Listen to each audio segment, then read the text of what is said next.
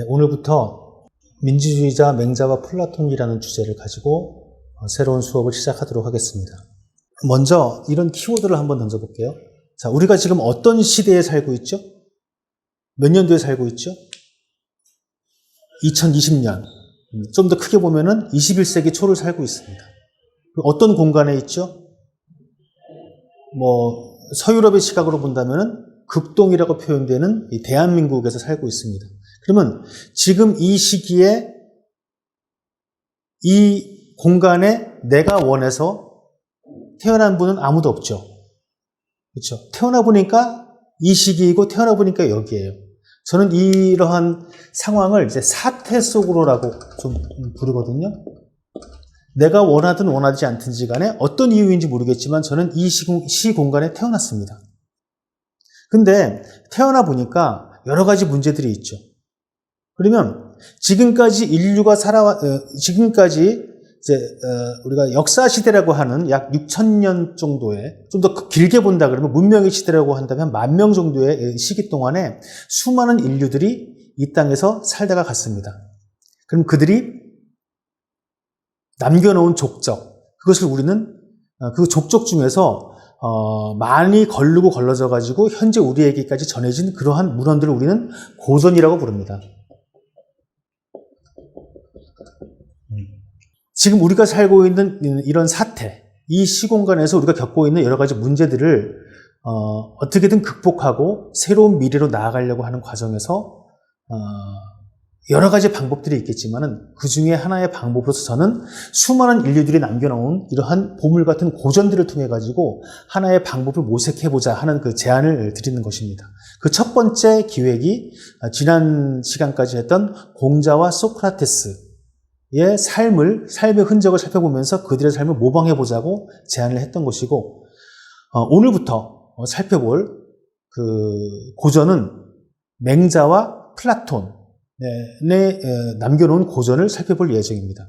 혹시 이게 등산을 좋아하시는 분이 있을지 모르겠지만 보통 우리가 그 산에 가다가 길을 잃는 경우가 있어요. 꼭 산이 아니라 하더라도. 그러면은 그 등산의 전문가들이 보통 얘기하기를 길을 잃었을 경우에 그냥 무작정 헤매는 것이 아니라 내가 알고 있었던 곳, 그곳으로 다시, 그러니까 그 어떤 에베레스트나 높은 산을 오르는 경우는 베이스 캠프에 해당이 되는 것이죠. 그쪽으로 다시 돌아와서 거기서부터 다시 흔적을 찾아가는 것이 더 나은 방법이다라고 얘기를 합니다. 마찬가지로 우리도 지금 현재 우리가 살고 있는 이 시대에 있어가지고 앞으로 어느 쪽으로 나아갈 것인지 모르는 상황이라 그러면 한번 우리가 어디서부터 출발했는지 그 기원을 찾아가는 것도 하나의 중요한 방법이 될 것 같습니다. 그러면 우리는 어떤 시대에 살고 있는가? 제가 지난번 공자와 소크라테스에 대한 얘기를 하면서 첫 시간에 말씀을 드렸어요. 우리가 어떠한 실존적인 조건 속에 살고 있는가? 우리는 서유럽이 겪은 근대라는 문명과 제도를 일제강점기 시기 동안에 강제적으로 이식된 방법으로 받아들였습니다. 그렇죠. 하지만 우리는 그런 겉으로 드러나는 그러한 제도, 문화, 이런 시스템 뿐만이 아니라 오랫동안 수천 년 동안 우리에게 몸에 배어있는 그러한 전통이라는 것이 있습니다. 두 가지가 다 있는 것이죠. 그러면 하나, 서유럽의 근대라는 것은 어떤 기원을 가지고 있는가? 그것이 바로 고대 히랍의 문명입니다. 그리고 진짜 우리의 전통이라는 것은 어떤 기원을 가지고 있는가? 지난번에 살펴봤던 춘추 전국시대, 곧 고대 중국의 문명입니다. 그래서 그 고대 히랍과 고대 중국의 문명들 중에서도 기원에 해당되는 것이 공자와 소크라테스였고, 그래서 첫 시간에 공자와 소크라테스의 흔적을 살펴본 것입니다. 이제부터 살펴볼 맹자와 플라톤은 공자와 소크라테스가 그들의 스승격에 해당이 되는 것이거든요. 플라톤은 소크라테스와 소크라테스와 한 세대 전에 같은 시대에 살았었고, 맹자는 한 150년에서 한 200년 정도 차이 나는 그 시기를 살았습니다.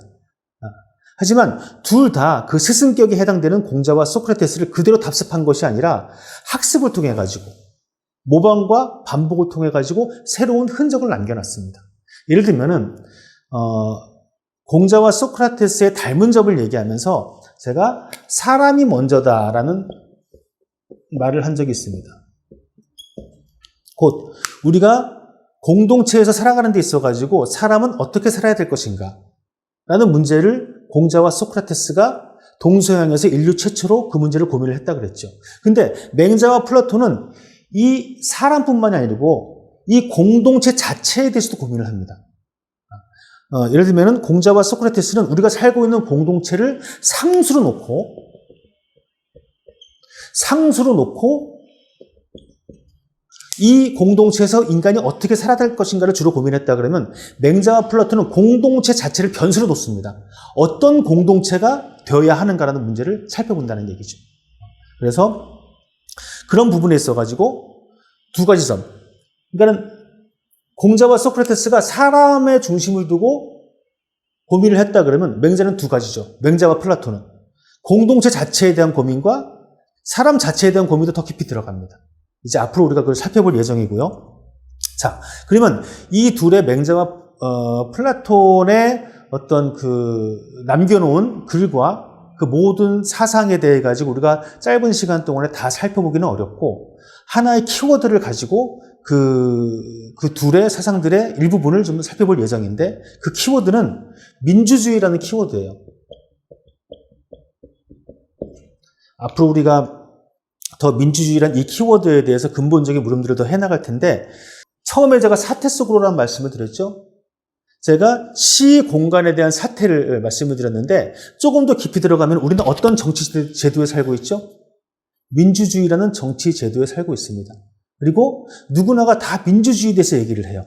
민주화, 민주적, 비민주적이다, 반민주주의다 뭐 등등 이런 얘기를 하죠. 근데 우리는 과연 민주주의에 대해서 서로 공통된 인식과 공통된 보편적 사고를 가지고 대화를 나누고 있을까요? 좀 상당히 의문이거든요. 자, 그러면 이제 이 민주주의라는 근본 물음을 가지고 우리가 우리가 겪고 있는 이 사태, 민주주의라는 사태라는 근본 물음을 가지고 맹자와 플라톤의 정치, 윤리, 교육 사상에 대해서 이제 살펴볼 예정입니다. 먼저 맹자에 대한 얘기를 먼저 시작하도록 하겠습니다. 우리가 공자를 살펴볼 때도 공자가 살았던 그 춘추 전국시대에 대해서 좀 우리가 살펴보았죠. 그때 얘기했던 걸 잠깐 복습을 하면은 춘추시대의 시작을 기원전 771년 또는 772년이라고 얘기하시는 분도 있습니다. 그때 호경이라는 도읍에서 나급, 지금은 이제 낙양에 해당이 되는 것이죠. 일로 동천을 한 것이 하나의 시작점이라고 말씀을 드렸었죠? 기억나시나요? 네. 그리고 이게 춘추시대 시작입니다. 그 다음에 이 춘추 전국시대가 끝나는 시점은 기원전 221년으로서 진나라가 이제 통일을 한 진시황이 중국을 통일한 이 시점이 이제 전국시대의 말미가 되는 것이죠. 그리고 춘추시대와 전국시대를 나누는 시점이 언제냐 하면은 뭐 한 두세 가지 설이 있는데 그 많은 사람들이 얘기하는 설이 기원전 403년에 이 진나라가 한나라, 위나라, 조나라로 이렇게 구분되는 이 시기를 얘기를 합니다. 맹자는 언제 태어났냐 하면은 공자는 이 춘추시대 말기에 살았다고 말씀을 드렸죠, 지난번에. 맹자는 이 전국시대, 기원전 372년에 태어나가지고 기원전 289년에 사망을 합니다. 곧 전국시대의 초반과 중반에 해당되는 시기인 것이죠. 이 시기를 살았다는 것을 좀 염두에 두시기 바랍니다. 다시 한번 지난번에 말씀드렸던 것을 상기를 시키면은 춘추 전국시대라는 이 시기는 그 이전까지의 안정된 봉건적인 질서가 흔들리면서 기존의 질서와 가치관이 흔들리면서 새로운 어떤 사상, 경쟁, 투쟁이 일어나는 그런 시기였습니다. 특히 그 중에서도 춘추시대와 전국시대에는 좀 더 차이가 나요. 춘추시대에는 그래도 그 이전의 봉건적인 질서가 어느 정도 형식적으로나마 남아있던 시기였고 많은 사람들이 그 질서에 대해 가지고 가슴에 담아두고 있는 시기였습니다. 근데 전국시대에는 그런 게 없어요. 모든 것이 이익과 경쟁과 부국강병으로 이루어지게 됩니다. 자, 이러한 배경이 무엇이냐면은 가장 근본적으로 철기의 사용이 있어요. 철기가 이 시점에 오면서 보편적으로 사용되게 됩니다. 그럼 이 철기의 사용이 어떻게 이런 큰 변화를 이루게 됐냐 하면은 예전에는 목기와 청동기를 통해서 농사를 지었거든요. 그렇기 때문에 생산력이 그렇게 높지 않았습니다. 철기를 사용함으로 인해 가지고 땅을 깊이 개간을 할 수가 있었던 거예요. 그래서 예전에는 황무지였던 그런 땅이 이제는 철기의 사용과 가축의 사용으로 인해 가지고 옥토가 될 수 있었던 것이죠. 그럼 과거에 버려졌던 그러한 땅들이 이제는 재산이 되는 거예요. 생산력이 되는 거예요. 그러면은 이때부터 각 나라의 제후들, 군주들은 땅과 노동력을 확보하기 위해서 경쟁을 하게 됩니다. 전쟁이 끊임없이 일어나게 되는 것이죠. 자, 간단히 말씀드리면은 철기의 사용으로 인해 가지고 심경이 가능해지면서, 곧 심경이라는 것은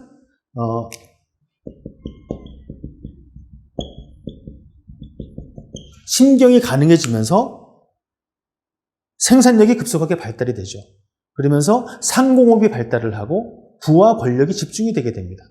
그러면서 빈부격차가 심하게 되고 신분제의 질서가 흔들리고 그 주나라, 곧 천자국의 힘과 권위가 추락하게 되는 그런 상황이 발생하게 됩니다. 이런 혼란된 상황에서 맹자가 활약을 하는 것이죠.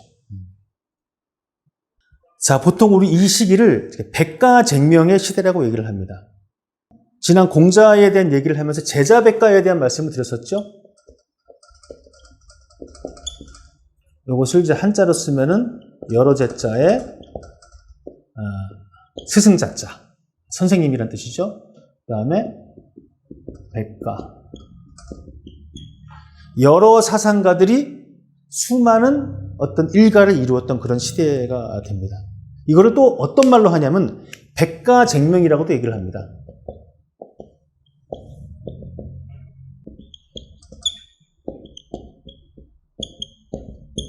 여러 사상가들이 경쟁적으로 자기의 어떤 그 사상을 주장했던 그런 시기가 되는 것이죠. 보통 이 춘추 시대에는 약 한 수백에서 수천 나라 정도가 있었다고 얘기를 해요. 그런데 전국 시대가 되면서 이 중앙 집권화된 권력으로 인해 가지고 끊임없는 토지 쟁탈전으로 인해 가지고 나라가 7개의 나라로 축소가 됩니다. 이거를 우리는 전국 칠흥이라고 얘기를 하거든요. 이러면서 백성들의 삶은 피폐하게 되는 것이죠. 어떤 문헌에 의하면은 이런 말도 나와 있거든요. 굶주림을 이기지 못해가지고 뭐 산에 가서 칡뿌리를 먹고 이런 거는 뭐 둘째 문제고 더 이상 먹을 것이 없어가지고 자식을 서로 교환해서 잡아먹었다. 이런 문헌이 나올 정도로 백성들의 삶은 엄청나게 피폐해졌습니다. 이런 상황 속에서 많은 사상가들이 어떻게 하면은 이러한 모순을 해결하고 새로운 공동체, 새로운 나라를 건설할 것인가, 어떻게 백성들을 삶을 더 평화롭게 할 것인가라는 문제에 대해 가지고 고민을 했던 것이죠. 자, 그런 사상가들이 주장들을 우리는 이제 제자백가, 그리고 그런 자기의 사상들을 주장했던 그러한 모습들을 백가쟁명이라고 보통 얘기를 합니다. 여기서의 백이라는 뜻은 실제 100개의 사상이 있었다는 것이 아니라 수많은 사상이라는 표현을 하는 것이거든요. 그거를 나중에 이제 한나라에 가면은 유황이라는 사람이 10개의 중요한 어떤 사상으로 정리를 해가지고, 후대의 문헌으로 남겨져 있습니다. 그 중에서, 잠깐 몇 가지만 소개를 하면은, 이때의 그 특징을 좀 얘기를 하면은 후기에 갈수록, 전국시대의 후기에 갈수록 논변들이 치밀해집니다. 대표적으로 이제 명가라고 알려진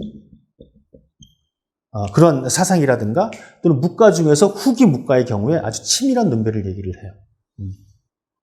그리고 또 하나가 뭐냐 하면은 인간의 본성에 대해서 깊은 고민을 하게 됩니다.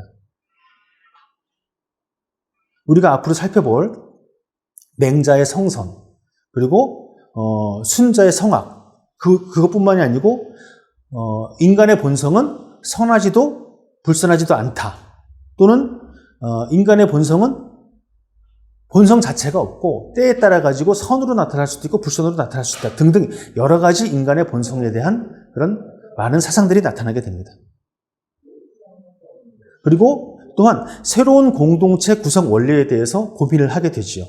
대표적으로 몇 가지만 말씀을 드릴 텐데, 묵과의 경우에는 왜 이렇게 세상이 혼탁되고 전쟁이 끊이지 않는가에 대해 가지고 사람이 자기 나라만 소중하게 여기고 남의 나라를 소중하게 여기지 않는다. 나의 자식만 소중히 여기고 남의 자식은 소중히 여기지 않는다. 자신의 아비만 소중히 여기고 남의 아비는 소중히 여기지 않는다. 이런 이기적인 그런 마음 때문에 세상이 혼탁하다고 얘기를 합니다. 그렇기 때문에 누구나가 나의 자식이든 남의 자식이든 나의 부모든 남의 부모이든 나의 나라든 남의 나라든 공평하게 대하는 그런 겸해 사상을 주장하게 됩니다. 이런 겸해를 통한 평등 세상을 구현해야 된다는 것이 이제 묵과의 주장인 것이죠. 그리고 법과 같은 경우는 이제 한비자 또는 상항, 신불애 이런 사람들로 대표되는 법과의 경우에는 신상필벌과 부국강병을 얘기를 합니다. 이 신상필벌이라는 말이 지금 우리가 듣기에는 뭐 당연한 거 아니라고 할지 모르겠지만, 예를 들어서 이런 그 고대 중국의 봉건제, 신분제 사회에서는 형벌이라는 것은 귀족들한테는 해당이 안 돼요. 지배계급에게는 형벌이 없습니다. 형벌의 대상은 오직 백성들에만 대상이 되는 거예요. 그랬는데 이 법가를 주장한 사람들은 이 신상필벌의 대상을 군주 이외의 모든 사람들에게 확대해야 된다고 주장을 합니다. 이런, 예를 들면 한 가지만 법과에 대한 그 예를 하나 드릴게요. 여기서 이제 상항이라는 사람이 진나라에서 활약을 했었는데, 이런 그 포고문을 내렸어요. 우리로 치면은 광화문 앞에다가, 대궐 앞에다가 큰 나무 하나를, 통나무 하나를 갖다 놨어요. 그리고 나서 포고문을 내립니다. 그러니까 광화문 왼쪽에다가 놓고 이 통나무를 이쪽 오른쪽에다 옮기면은 뭐 1,000만 원의 포상을 내리겠다, 이렇게 얘기를 한 거예요. 그러니까 사람들이 그 포고문을 보고 나서 비웃었죠. 말도 안 되는 소리구나. 그래서 포고문을 바꿉니다. 며칠 지나서 1,000만 원이 아니라 1억을 주겠다. 그랬더니 힘 좀 쓴다는 누군가가 장난 삼아서 그 통나무를 이쪽으로 옮겼어요. 그랬더니 1억을 바로 지급을 했습니다. 이 얘기는 뭐냐 하면, 나라에서 어떤 영을 내리면 그 영은 무슨 일이 있어도 지킨다는 그것을 보여준 것이죠. 그런 상황이 그렇게 초기에 재상이 된 후에, 그런 정책을 편 후에 이 진나라는 그러한 시스템에 따라서 착착착착 돌아가게 됐습니다. 이것이 법과가 가지고 있는 기본적인 이념에 대해서 하나 예가 되는 것이고요. 그 다음에 이제 종횡가라고 있어요. 종횡은 이 전국시대 말기에 전국 7후이라고 7개국으로 이제 중국 전체가 편성이 됐다 그랬잖아요. 이 왼쪽에 이제 진나라가 있었고, 그 다음에 이쪽에 이제 연나라, 제나라, 그리고 한나라, 위나라, 조나라, 그 다음에 이쪽에 초나라, 이렇게 배치가 됐었어요. 그러니까 이 진나라가 가장 나중이라기보다는 약간 그 서쪽 변두리에서 출발한 나라인데, 나중에는 이 조금 아까 말씀드렸던 묵가 그리고 법가의 어떤 통치 시스템을 받아들여 가지고 후기에는 이제 강대국이 됐거든요. 그래서 이 다른 6개의 나라들이 이 진나라의 성장에 위기감을 느끼고 있었습니다.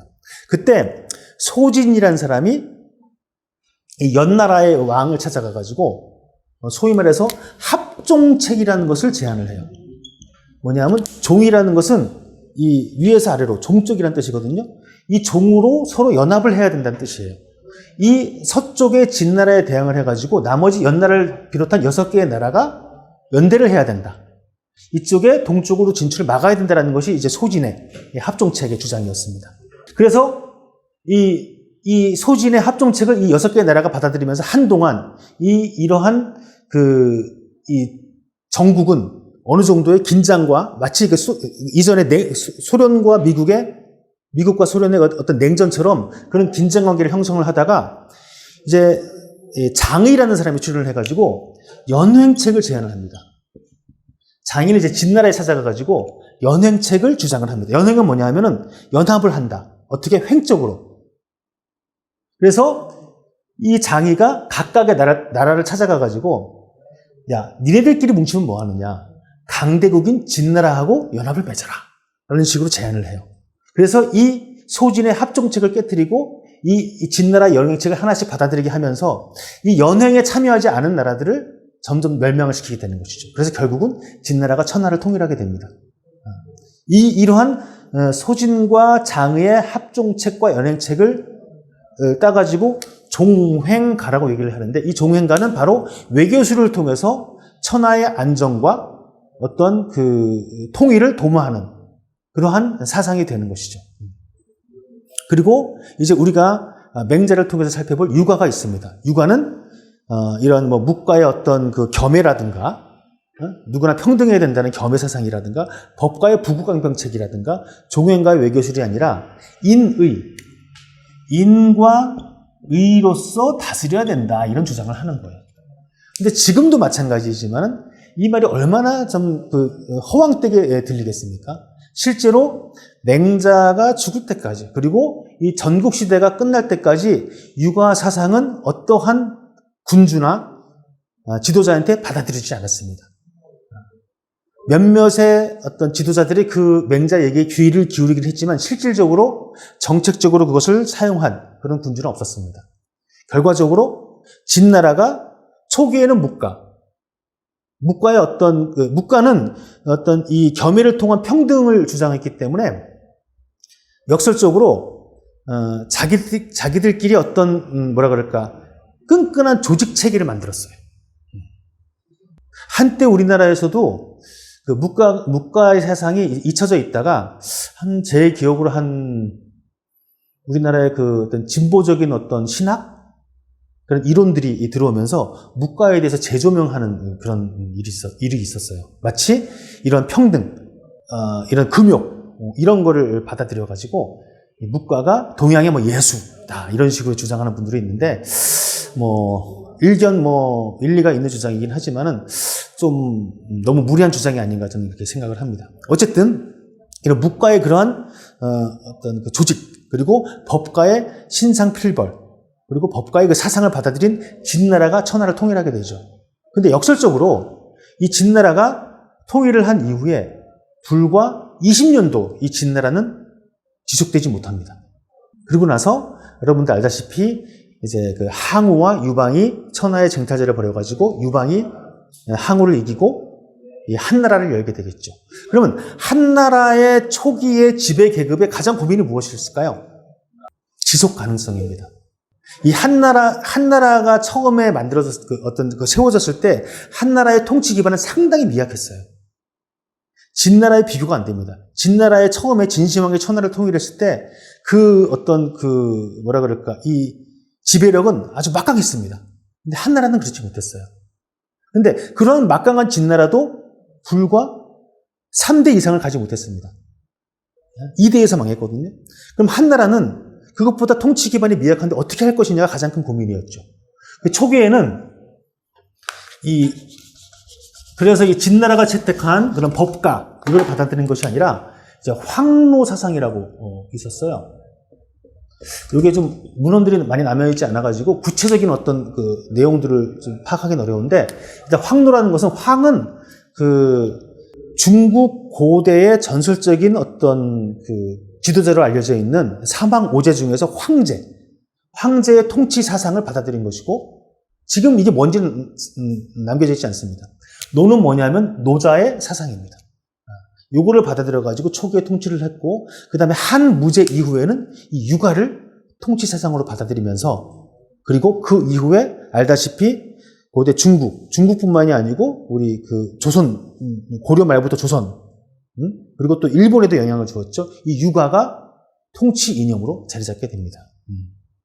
자, 그러면 제가 이 전국시대 백가쟁명의 특징 중에 하나를 인간의 본성에 대해 가지고 깊이 있는 고민을 했다고 말씀드렸잖아요. 자, 하나 예를 들어 볼게요. 일단 논어에 보면은요, 이 인간의 본성을 표현하는 그런 한자가 이 성인데, 이 성이라는 말이 2번 나옵니다. 제가 나눠드린 교재 인용을 해드렸는데요. 첫 번째 말은 뭐냐면 자공이 한 얘기예요. 부자지 문장은, 이게 뭐냐, 부자는 이제 자기의 스승, 선생님을 높이 부르는 말이죠. 선생님의 문장은 들을 수 있었는데 선생님이 본성과 천도, 하늘의 도를 말씀하시는 것은 들어보지 못했다. 듣기 어려웠다. 이런 말이거든요. 근데 여기서의 그 성이라는 것은 본성이 무엇인지, 본성에 대한 얘기가 아니고 자공이 스승님한테 본성을 들어보지 못했다는 얘기를 하기 때문에 인간의 본성에 대한 설명이라고 보기는 어려워요. 그러면은 논어 전체에 있어가지고 인간의 본성에 대한 이야기는 한 구절밖에 없습니다. 굳이 얘기하면. 그 두 번째 인용문인데요. 양화편에 나온 얘기입니다. 공자가 얘기했습니다. 성상그냐 습상원냐. 잠깐 칠판에 적어볼게요. 성상근, 그 다음에 습상원. 자, 인간의 본성은 서로 가깝습니다. 그러니까 태어날 때는 우리의 본성들은 거의 동일하게 태어난다는 뜻이에요. 그런데 우리 그 습에 대해 가지고 우리 학습을 얘기하면서 여러 번 얘기했죠. 반복. 어떤 생활 습관과 반복을 통해 가지고 또는 주변 환경을 통해 가지고 그것은 그 본성 자체가 멀어진다. 이런 얘기를 합니다. 상당히 수수께끼 같은 말이죠. 곧 맹자보다 불과 한 100여 년 전에 위대한 사상가였던 공자가 인간의 본성에 대해서 고민했던 것은 이 정도예요. 본성 자체에 대한 고민이 상당히 많지 않았다는 것을 알 수가 있죠. 그런데 우리가 이제 아마 다음 시간이 될 것 같은데 맹자가 인간의 본성에 대해서 어떻게 얘기했는지를 살펴보면은 이것보다는 훨씬 깊은 수준에 들어갔다는 것을 알 수 있습니다. 게다가 인간의 본성에 대해 가지고 맹자는 주로 본성을 마음에 연결시키거든요. 그러면 이 마음이라는 글자도 논어에는 총 6번밖에 안 나와요. 6번도 보통 우리가 일상 쓸 때 내 마음은 이래, 마음이 아파 이렇게 쓰는 것처럼 어떤 그 형이상학적이라든가 어떤 논변이 들어간 것이 아니라 일상에서 쓰는 말로 쓰입니다. 이것만 보더라도 이 전국시대 이전, 춘추시대까지는 인간의 본성과 마음에 대해 가지고 큰 고민이 없었다는 것을 알 수 있죠. 하지만 전국시대에 오게 되면 엄청난 논쟁과 그 다음에 고민들이 있게 됩니다. 왜 이런 고민을 하게 됐을까요? 우리 지난번에 근본물음에 대해서 한번 얘기를 했었죠? 우리 공자에 대한 얘기를 하면서 언제 근본물음을 하죠? 우리가 사랑에 대해서 사랑이란 무엇인가 언제 고민한다고요? 네, 사랑에 실현을 당했을 때. 네. 그러면 인간의 마음에 대해서, 인간의 본성에 대해서 우리는 왜 고민을 할까요? 어떻게 인간이 저럴 수 있지? 그럴 때 우리는 인간은 무엇인가 고민을 하게 됩니다. 그렇죠? 그러니까는 이 전국시대가 되면은 차마 사람이 할 수 없던 일들, 어떻게 사람이 저럴 수 있을까 하는 일들이 버젓이 벌어지게 됩니다. 그러면 사람들이 당연히 예전에는 사람은 원래 이런 것이다라고 느꼈는데, 인간은 이런 것이다라고 느꼈는데 그 자체가 무너지게 되는 것이죠. 그러면서 근본적으로 인간은 무엇인가, 인간은 어떻게 태어났는가, 인간의 본성은 무엇인가를 고민하게 됩니다. 자, 이러한 본성에 대해서 맹자는 두 가지 축을 가지고 고민을 하게 되거든요. 자, 우리 지난번에 한번 인용을 했던 그 글귀를 다시 한번 인용을 해볼게요. 공자가 안회를 일컬어서 이렇게 얘기를 합니다. 용지즉행, 사지즉 장. 용지즉행하고 사지즉장 할 수 있는 것은 나하고 너밖에 없겠구나라고 이제 공자가 얘기한 장면이 있었죠. 기억나시나요? 자, 그러면서 제가 이렇게 풀었어요. 용은 누군가에게 쓰임을 당하는 것. 사는 더 이상 쓰임을 받지 않는 것, 버려지는 것. 이게 버릴 사자거든요. 그럼 누군가에게 쓰임을 받을 때는 행동하고, 나아가서 자기의 뜻을 펼치고, 누군가에서 버려질 때는 은둔하고, 그래서 학습을 통해서 끊임없는 기쁨과 즐거움을 느끼고, 이렇게 제가 해석을 했어요. 자, 그러면서 용과 사는 내가 할 수 있는 것이 아니다. 나에게 달려있지 않다. 내가 할 수 있는 것은 행과 장의 영역이다라는 말씀을 이제는 드렸습니다.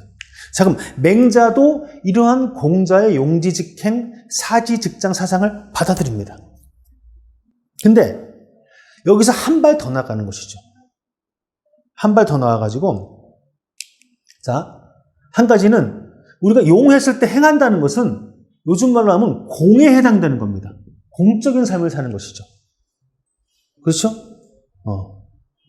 그러면 버려졌을 때, 쓰임을 받지 않았을 때 장은 어디에 해당될까요? 사적인 삶에 해당되는 겁니다.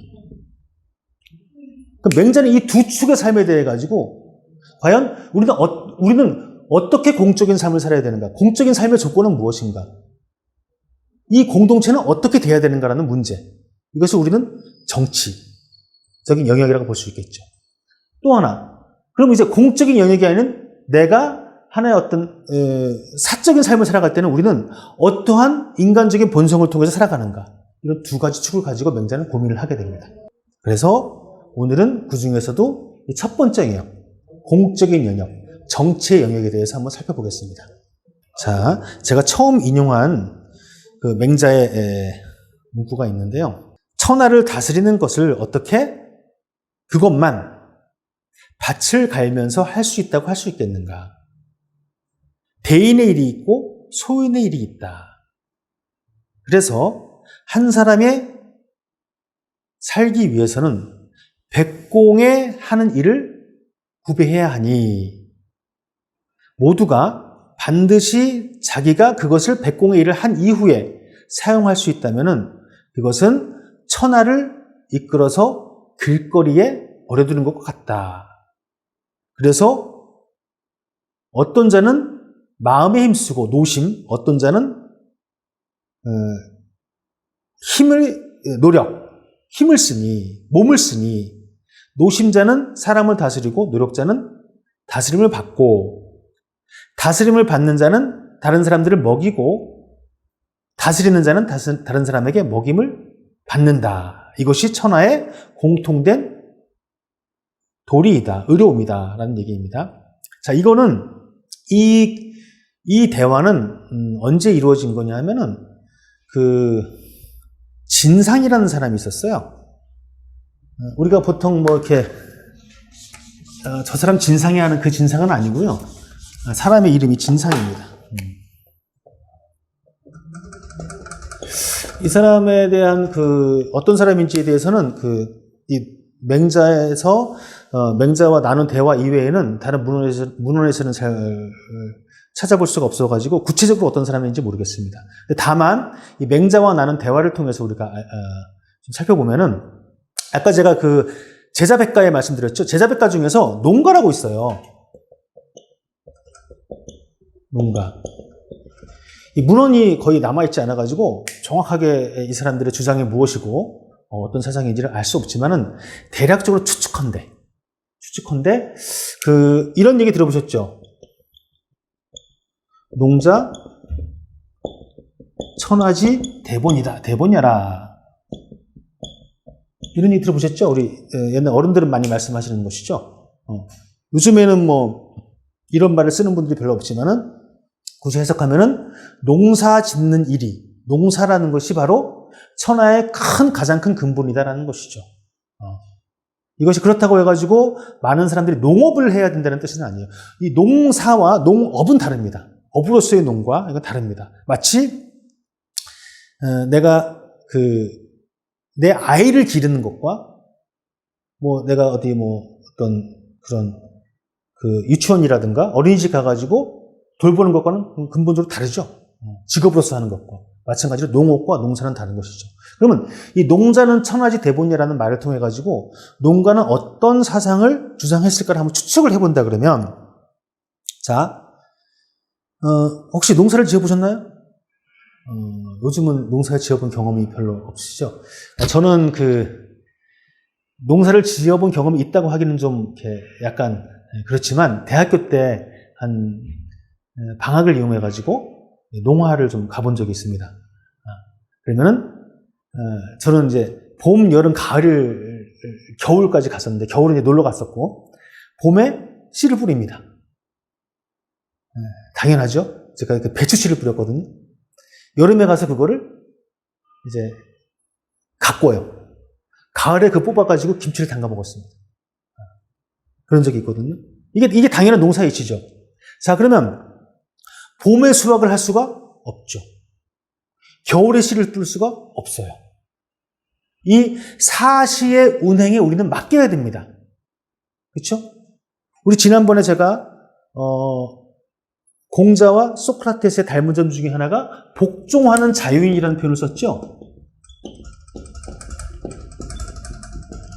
자유와 복종이 대립되는 것이 아니라 무엇에 복종할 것인가가 자유에 해당되는 것이라는 말씀을 드렸어요. 그러면 이 농사를 짓는 것도 자유롭게 농사를 짓기 위해서는 어떻게 해야 되죠? 봄에는 씨를 뿌리고 여름에는 열심히 일을 하고 가을엔 수확해야 됩니다. 사시의 운행에 맞춰서 사시의 운행에 복종을 해야 되는 것이죠. 그렇죠? 그리고 또 어떻게 해야 되죠? 열심히 해야 됩니다. 열심히 가꿔야 돼요. 그러면 바로 이 내가 어찌할 수 없는 자연의 운행, 그렇죠? 그것을 뭐 운명이라고 부르든 아니면 하늘의 뜻이라고 부르든 뭐라고 부르든 상관없습니다. 신의 뜻이라고 부르든 상관없습니다. 그런 내가 어찌할 수 없는 그런 거대한 사시의 운행과 더불어서 인간이 가지고 있는 내가 할 수 있는 바를 열심히 다하는 것, 이것이 결합된 것이 바로 농사입니다. 그래서 결실을 맺는 것이죠. 그럼 이러한 농사가 보여주는 이러한 이치가 바로 천하의 근본이라는 그러한 사상이 아닐까라고 하면 추측을 해보는 거예요. 자, 그런데 그 농가의 큰 스승 중에 한 명이 이제 허행이라는 사람이에요. 허행은 맹자에는 등장하지 않지만 이 진상이 이제 언급을 하거든요. 자, 근데 여러분들 알다시피 혹시 마르크스를 읽어보신 분이 있는지 모르겠지만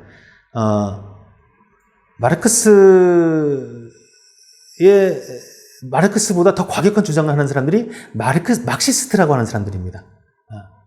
그리고 실제 뭐 지금도 우리나라에 이제 코로나 이 사태를 겪으면서 좀 일부 기독교의 어떤 그 개신교들의 문제들에 대해서 지적하는 분들이 많은데, 자, 실제 우리가 이제 어떤 기독교의 어떤 기원을 예수로 본다 그러면 예수보다도 훨씬 더 예수의 어떤 주장을 받아들여가지고 과격한 그런 교리를 만든 사람들이 있죠.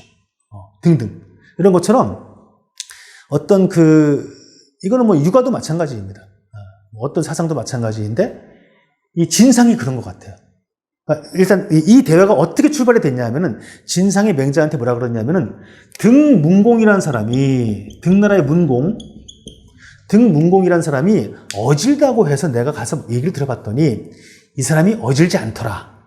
훌륭한 군주가 아니더라. 왜 그렇느냐라고 물어봤더니 이 사람이 농사도 안 짓더라 라고 얘기를 하는 거예요. 당연히 훌륭한 군주라면은 농자는 천하지 대본, 농가의 뜻에 맞춰가지고 농사를 지어야 될 때 자기가 농사를 안 지어요. 어찌 백성의 뜻을 알겠는가? 이게 진상의 의견이에요. 근데 맹자가 얘기를 합니다. 그러면은 너희 스승이라는 허행이라는 사람은 밥을 지어 먹는 그 밥그릇은 직접 만드느냐? 아니요. 농사를 지어서 쌀과 바꿉니다. 그럼 농사 짓는 농기구는 직접 만드느냐? 아니요. 쌀과 바꿉니다. 그러면 입고 있는 옷은 직접 짓느냐? 아니요. 쌀과 바꿉니다. 이렇게 얘기를 하는 거예요. 그러면서 그리고 그런 얘기를 하고 나서 지금 제가 인용한 이 얘기를 하는 겁니다. 아니, 밥그릇 만들고 농기구 만들고 옷 만드는 것은 농사 지으면서 할 수 없다고 얘기를 하면서 어찌 천하를 다스리는 일은 농사 짓는 일을 하면서 할 수 있다고 여기냐는 말이냐라는 것이 이제 맹자의 얘기라는 얘기예요. 어떤 이 맹자의 주장이 이해가 되시죠? 맹자의 주장에 동의를 하든 동의하지 않든지 간에. 자, 그러면 제가 볼 때 농자는 천하지 대본이라는 말은 모두가 농사를 지어야 한다는 주장이라기보다는 농사가 아까 제가 말씀드렸던 자연의 운행과 인간의 노력이 맞아떨어지는 그 지점, 그러한 근본적인 사상들이 어떤 모든 일들에 있어가지고 근본이 돼야 된다는 그런 주장이 아니었을까라고 생각을 해보게 되는 겁니다. 근데 이 진상은 그 농가의 주장을 모두가 농사를 지어야 된다는 식의 과격한 주장을 하게 되는 것이죠. 맹자의 얘기를 잠깐 도식화하면은 맹자는 대인지사가 있고 소인지사가 있다고 얘기를 합니다. 그렇죠? 그 다음에 세상에는 노심, 마음을 힘쓰는, 마음을 쓰는 일이 있고, 노력, 실제 몸을 쓰는 그런 일이 있다고 얘기를 합니다. 또, 이 마음을 쓰는 사람이 시인, 다스리는 자라고 얘기를 합니다. 몸을 쓰는 자를 시어인이라고 얘기를 합니다. 그리고 이 몸을 쓰는 자가 사인한다고. 이게 여기 먹을 식자, 보통 우리가 얘기를 하는데, 이때는 뭐냐면 먹이다는 뜻입니다. 그래서 사로 읽습니다. 사인. 그리고 이 마음을 쓰고 다스리는 자는 사어인한다고 얘기를 합니다. 먹임을 당한다는 뜻이에요. 굳이 얘기를 하면. 그러니까 한마디로 이들은 통치 활동을 하고 이들은 생산 활동을 하는 것이죠. 근데 중요한 건 뭐냐면은 우리는 과거에 우리는 지금 현재 모두가 평등하다는 그러한 사상을 바탕으로 둔 민주주의 사회에 살고 있죠. 실제 평등한지 안 한지는 둘째 문제고 어쨌든 그런 사상이 있어가지고. 그래서 소위 말하는 이러한 민주주의 사회 이전에는 어떤 다스리는 자와 다스림을 받는 자는 어떤 그 위계 질서가 있다는, 지배를 받는다는 그런 생각을 가지고 있습니다. 근데 맹자의 이 사상은 그렇지 않아요. 이것은 뭐예요? 역할 분담입니다. 그렇잖아요. 그러니까 누가 노심하고 누가 치인이 돼야 되죠? 공자 이전에는 아비가 군주면은 아들이 군주였어요. 아비가 노예면 아들이 노예였어요. 근데 공자에서부터 그 공자에서부터 주장이 달라집니다. 나중에 선비에 대한 얘기를 하면서 다시 한번 말씀을 드릴게요. 그러면 이거는 누구나가 대인으로 태어나고 누구나가 다스리는 자가 되고 누구는 소인으로 태어나서 누구나는 다스림을 받는 자가 된다는 의미가 아니고 어떤 사람은 마음을 쓰고 어떤 사람은 힘을 쓴다는 얘기입니다. 물론 마음을 쓰는 자가 소수가 되어야 되겠죠. 역할 분담의 차원이라는 얘기예요. 하나의 예를 들어볼게요. 몇 년 전에 예능 프로에서 이런 프로를 한 적이 있어요. 무한도전이라는 예능 프로에서 조정 경기를 기억나시나요? 본 기억이? 네, 조정 경기를 했는데, 자, 조정이라는 것은 여러 명의 사람들이 힘을 합쳐서 배를 몰아가지고 출발점에서 결승선까지 가장 빨리 가는 것을 겨루는 경기이죠. 자, 그럼 예를 들어가지고 10명이 경기를 한다고 봅시다. 10명이. 그러면은 노를 가장 힘있게 저으면 가장 빨리 가겠죠. 우리 상식적으로. 그러면은 10명이 다 노를 저으면은 더 빨리 가야 되잖아요. 근데 그 경기를 보니까 9명이 노를 젓고 1명은 배 끝에 앉아가지고 북을 쳐요. 그러면서 방향을 조정합니다. 보셨죠? 자, 그러면 10명이 노를 젓는 자하고 9명이 노를 젓고 1명이 이걸 타수라고 얘기를 하더라고요. 이 노를 젓는 자를 조수라고 얘기를 하고 누가 더 빨리 목적지에 도착할까요? 당연히 역할 분담은 한쪽이죠. 그럼 이거를 비유를 든다면은 타수가 치인에 해당되는 거고요. 조수가 치어인에 해당되는 겁니다. 그렇죠? 타수가 노를 젓는 박자를 맞추고 방향을 조절하는 것이 다스림 치에 해당되는 거고요. 마음을 쓰는 것이고, 이 조수가 노를 젓는 것이 힘을 쓰는 것이고, 이 타수의 다스림을 받는 것이죠. 그리고 타수가 노를 저어가지고 하나도 힘을 안 쓰고 조수가 노를 저어서 하나도 힘을 안 쓰고 있는 타수를 목적지까지 같이 갑니다. 이게 사인에 해당되는 것이죠. 곧 이 맹자의 이러한 역할 분담론을 가지고 우리가 생각해 보면은 인간이 공동체를 형성하게 되면은 반드시 치인이 필요하다는 얘기입니다. 요즘은 그걸 뭐라고 표현하죠? 리더라고 표현을 해요. 네?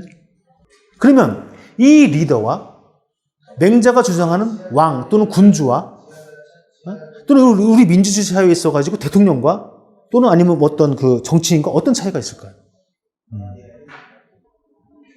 물론 맹자 이후에 맹자의 사상을 통치 이데올로기로 받아들여가지고 어떤 정치 시스템화했던 그런 어떤 조직들도 조선도 마찬가지입니다. 이 역할 분담에 그치지 않고 지배 관계가 됐죠. 이런 역할 분담과 지배 관계는 종이 한 장의 차이인 것 같아요. 지금도 보세요. 우리나라에는 우리 그 현대 사회에 있어가지고 민주주의 사회라고 하고 있는 이 국민이 주인이라고 하고 있는 시민이 주인이라고 하고 있는 이 사회에서는 과연 이런 역할 분담만으로 이루어집니까? 지금 이 사회에서도 지배 피지배의 관계가 이루어지고 있죠. 그럼 중요한 것은 뭐냐면 제가 볼 때 동서를 막론하고 정치 사상들은 이런 역할 분담과 지배 피지배의 관계들에 대해서 규명하는 것이 아닐까. 그러니까 우리에게 남겨진 많은 사상들은 대부분이 이러한 지배 피지배 관계를 해체하고 이런 역할 분담으로 가려고 하는 그런 사상들이 많이 남겨져 있습니다. 현실은 그렇지 않는다 하더라도.